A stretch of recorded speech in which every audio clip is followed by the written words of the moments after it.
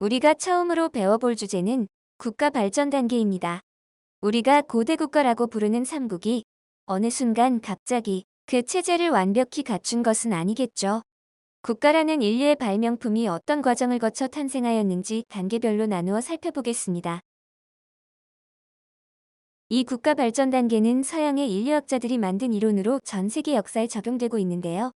이론인 만큼 현실 역사와 맞지 않는 한계도 있으니 참고해 주시기 바랍니다. 화면처럼 국가의 형태가 무리 부족사회 군장국가, 연맹왕국, 고대 국가의 순으로 발전되어 가는 것을 볼 수 있습니다. 각 단계가 이전 이후의 단계와 어떻게 구분되는지를 잘 살펴봐야겠습니다. 첫 번째, 무리사회는 말 그대로 인간이 무리지어 살던 구석기 시대의 모습을 말합니다. 아마 자연스럽게 혈연 단위의 사람들이 무리지어 다녔겠죠? 그러다 결혼을 하든 자연스럽게 친해지든 좀 더 커진 공동체가 만들어집니다. 여럿이 모일수록 좋은 점이 있을 테니까요. 두 번째 단계인 부족사회이라고 합니다. 사람이 많아진 만큼 지도자가 생기지만 그 지위는 공식적인 것도 아니고 세습되지도 않습니다. 의사결정할 일이 생기면 부족원 전체가 모여 결정하는 평등한 사회입니다. 좀 더 시간이 흐르고 규모가 커지면 또 한 단계의 발전이 이루어지는데요. 우선 공동체의 여러 문제를 해결하는데 모두가 참여하기가 어려워지겠죠. 그럴 경우 지배자들이 공식적으로 등장하게 되며 정보를 독점하고 의사결정의 주체가 됩니다. 이러한 부족의 지배자를 군장이라고 부릅니다.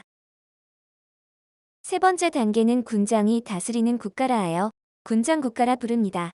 또한 이 시기는 대체적으로 청동기를 사용하기 시작했습니다. 또 신석기 시대에 시작된 농사가 더욱 발전하여 일부 지역에서는 벼농사까지 경작할 수 있게 됩니다. 벼는 여러 작물 중에서도 줄기에 달리는 이삭수가 많고 한 알당 칼로리가 높은 우수한 먹거리입니다. 그래서 벼농사 시작 이후 공동체 안에서는 잉여 생산물이 발생하였고 이러한 잉여를 분배하며 더 많이 가진 사람, 적게 가진 사람, 즉 계급이 발생하게 됩니다. 부족사회와 군장국가의 차이는 평등하냐, 불평등하냐의 차이라 할 수 있습니다. 네 번째 단계는 연맹왕국입니다. 이름에서 보이듯 왕이 존재합니다. 왕과 군장은 무엇이 다를까요? 군장국가와 연맹왕국의 차이점을 그림으로 나타내 보겠습니다.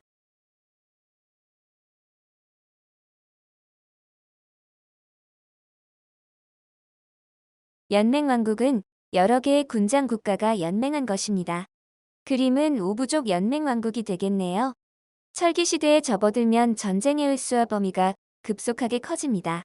청동기가 귀한 금속이었던 것에 비해 철은 일단 숯을 이용해 녹이기만 하면 매장량이 풍부하여 얼마든지 철제 무기를 만들 수 있었기 때문입니다. 전쟁이 잦아진 철기 시대에 군장 국가들은 더욱 뭉칠 필요가 생겼습니다. 전쟁 혹은 외교에서 유리한 위치를 차지하기 위해 연맹체를 형성하고 그 전쟁과 외교를 담당할 대표자를 군장들 중에서 선택합니다. 이러한 대표가 바로 왕이 되겠습니다. 연맹왕국 왕의 권한은 전쟁과 외교 등에 한정되어 있을 뿐 각 군장국가의 내부 사정에는 간섭하지 못합니다. 각 군장국가는 공동으로 대처해야 할 문제 이외에는 독립적으로 기능합니다. 마지막 단계는 고대 국가입니다. 그림으로 확인해 볼까요? 각 군장국가 간의 경계선이 사라진 것으로 표현해 보았습니다. 연맹 내부의 갈등에서 승리한 세력이 생깁니다. 고대 국가에서 왕실이라고 불리게 될 그룹을 말하겠죠. 이 왕실이 강한 지배력을 가지고 다른 군장 국가의 자치권을 흡수합니다. 이제 왕의 명령은 국가 내의 어떤 곳에서든 일률적으로 행사됩니다. 그럼 각 군장들 혹은 부족장들이라고 불러도 되는 사람들은 어떻게 되었을까요? 이들은 왕실과의 다툼에서 패배해 사라지거나 혹은 타협하여 고대의 지배층인 귀족이 되어 함께 국가를 다스리게 됩니다. 앞서 연맹왕국에서는 왕을 돌아가면서 하거나 선출하였는데요.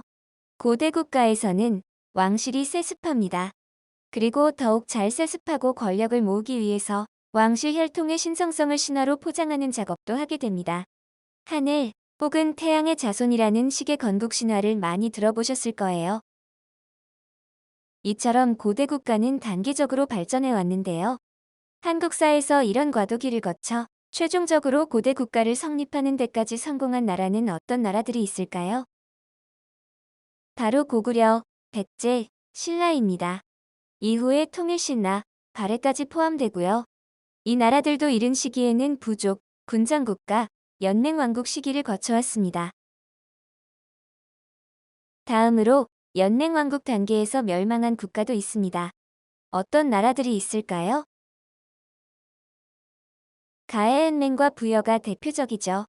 또 마한, 진한, 변한이라고 부르는 사만 역시 하나의 고대 국가로 발돋움하지 못하고 연맹 단계에서 멸망하였습니다.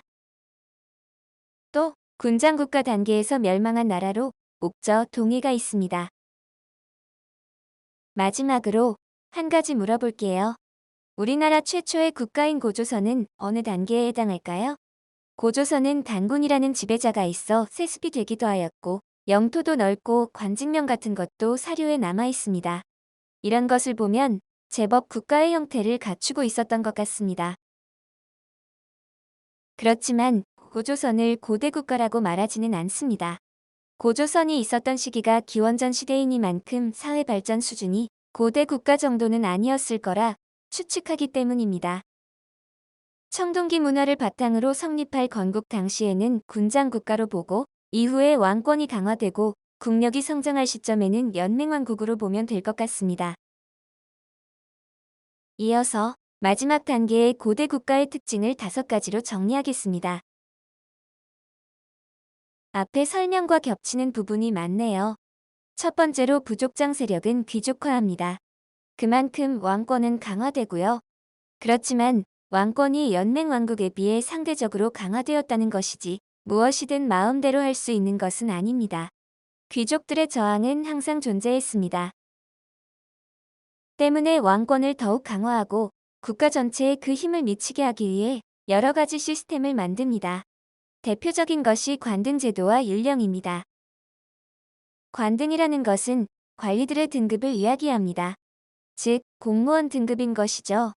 오늘날 대한민국의 공무원 등급이 9급까지 있는 것처럼 삼국도 16개, 17개 정도의 공무원 등급을 만들어 왕을 정점으로 하는 행정 조직을 갖추고 있었습니다. 또한 국가 전체에 시행될 법률을 공식화하여 시행합니다. 이것이 율령인데요. 사람의 기분에 따라 왔다 갔다 하는 규정이 아니라 법에 의한 일률적 지배가 가능해지게 됩니다. 율령의 율은 오늘날의 형법, 죄를 지은 사람에게 벌을 주는 법을 말하는 것입니다. 또한 령은 행정법을 말합니다.